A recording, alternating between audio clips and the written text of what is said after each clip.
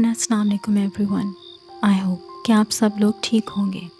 आज की कहानी एक ऐसा सच्चा वाक़या है जिसे सुनकर शायद बहुत से लोग यकीन ना कर पाएँ, मगर ये वाक़या सच में हुआ है। अगर आपके पास भी कोई ऐसी कहानी हो खुद से मुतल्लिक या किसी से भी, तो आप इसे मेरे ईमेल एड्रेस पर भेज सकते हैं।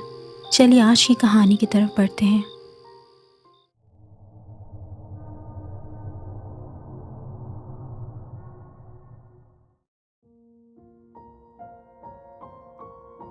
ये वाक़या जनवरी 2023 का है, जब मेरे ताया का इंतकाल हुआ था।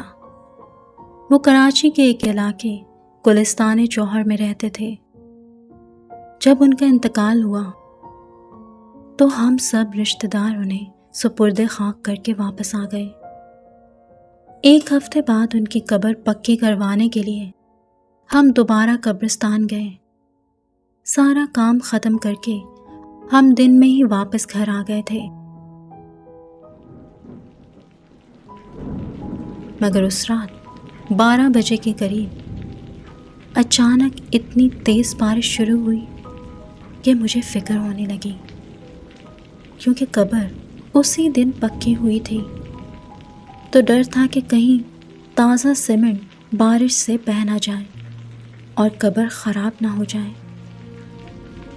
इसलिए मैंने प्लास्टिक की बड़ी थैलियाँ और शीट्स ली और मैं अकेले ही कब्रिस्तान के लिए निकल गया।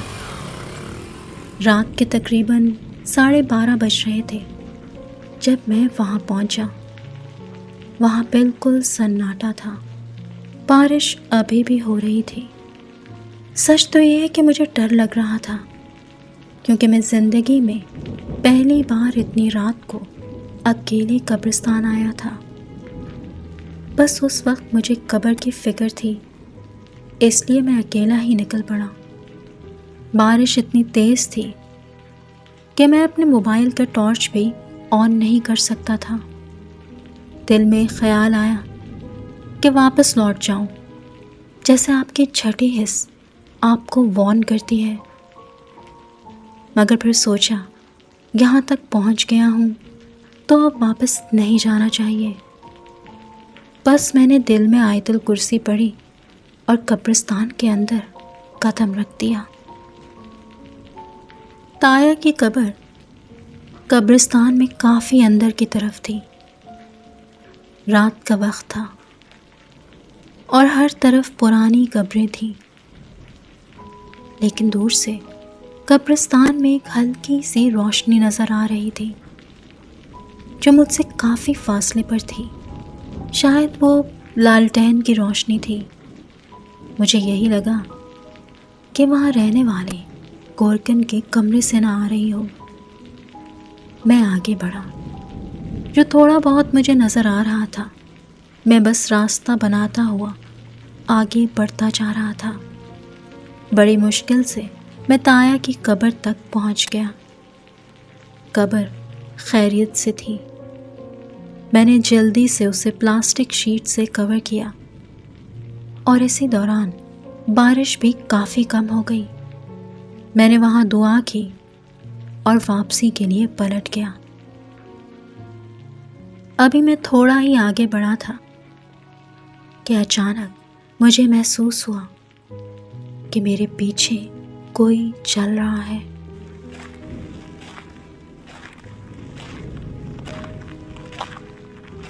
मुझे वाज़ेह तौर पर किसी के कदमों की आहट सुनाई दी। मैं वहीं रुक गया और पलट कर देखा तो दूर दूर तक कोई नहीं था। मैंने दोबारा कदम आगे बढ़ाए और मुझे ऐसा ही लगा कि मेरे चलते ही कोई मेरे पीछे फिर से चलने लगा है। वही कदमों की आवाज़ें मुझे दोबारा आने लगीं। मैंने ज़ोर ज़ोर से आयतुल कुर्सी पढ़ना शुरू कर दी, लेकिन यकीन करें फातिमा कि अभी मैंने अपनी पढ़ाई पूरी भी नहीं की थी कि किसी ने मुझे पीछे से इतना ज़ोर का धक्का दिया कि मैं एक कब्र के पास जा गिरा। मेरा पूरा जिस्म सुन्न हो गया और मुझ में इतनी हिम्मत नहीं रही कि मैं उठकर भाग सकूं। शायद ये खौफ का असर था।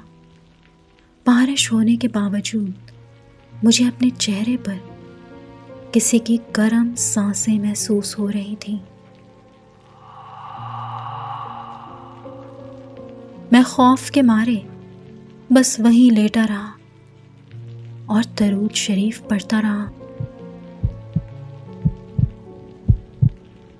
मुझे नहीं मालूम कि जाने कितनी देर गुजरी, लेकिन ये लम्हे मेरे लिए तवील तरीन थे।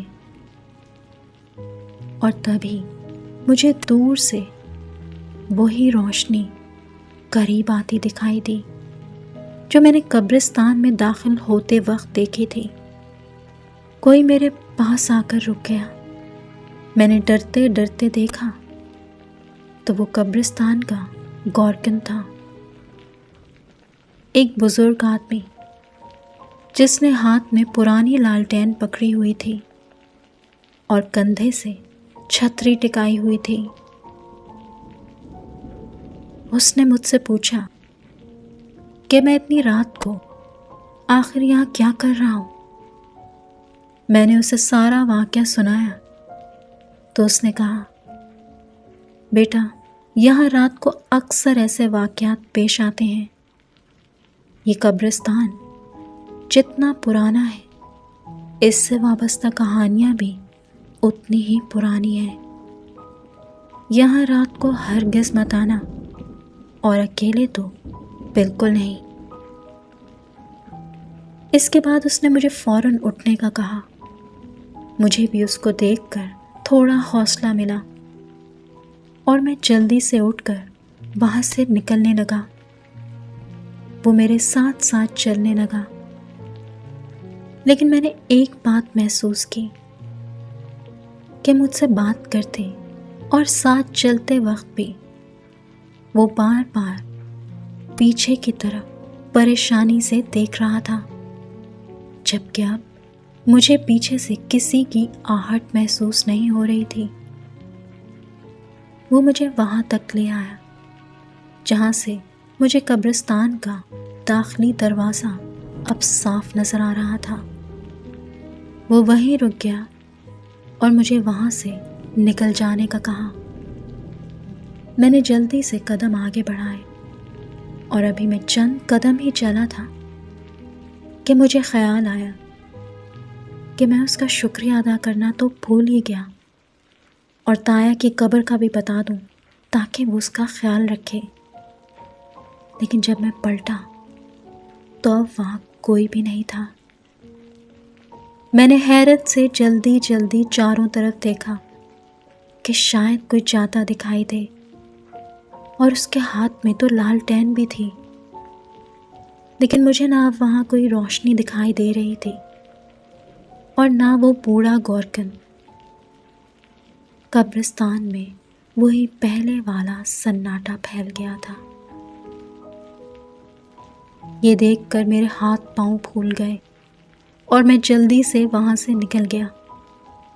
मुझे समझ ही नहीं आ रहा था कि आखिर ये हुआ क्या है। और घर पहुंचकर मैंने ये वाक़या किसी को नहीं बताया, क्योंकि इतनी रात को कब्रिस्तान अकेले जाने पर मुझे वैसे ही डांट पड़ गई थी।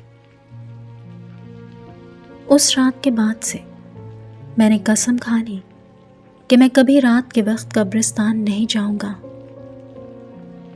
हाँ, मैं दिन के वक्त वहाँ फातिहा पढ़ने ज़रूर जाता हूँ, मगर वो गॉर्कन मुझे दोबारा कभी नहीं दिखा।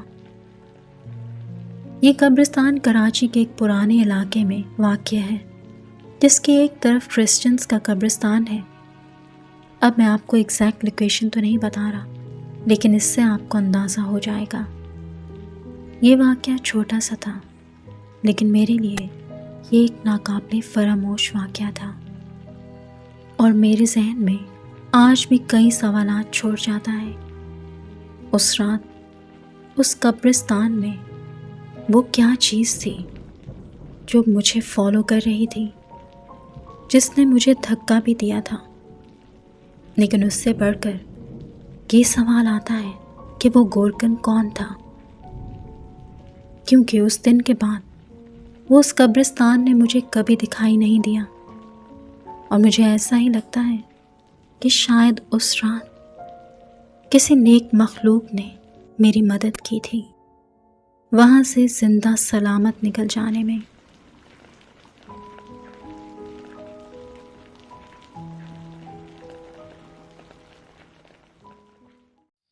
अगर आपको ये कहानी पसंद आई हो तो प्लीज़ वीडियो को लाइक ज़रूर कीजिएगा और चैनल को सब्सक्राइब भी कर लीजिएगा और बेल आइकॉन को दबाना ना भूलिएगा। मिलते हैं अगली वीडियो में कुछ और नई हॉरर स्टोरीज़ के साथ। Till then bye bye and अल्लाह हाफिज़। अगर आपके पास भी कोई रियल स्केरी स्टोरी है या फिर कोई ghost caught on camera footage तो मुझे भेजिए, मैं उसको अपनी वीडियो में इंक्लूड करूँगी। आप अपनी वीडियोस और स्टोरीज़ को मेरे ईमेल पर भेज सकते हैं। Till then bye bye.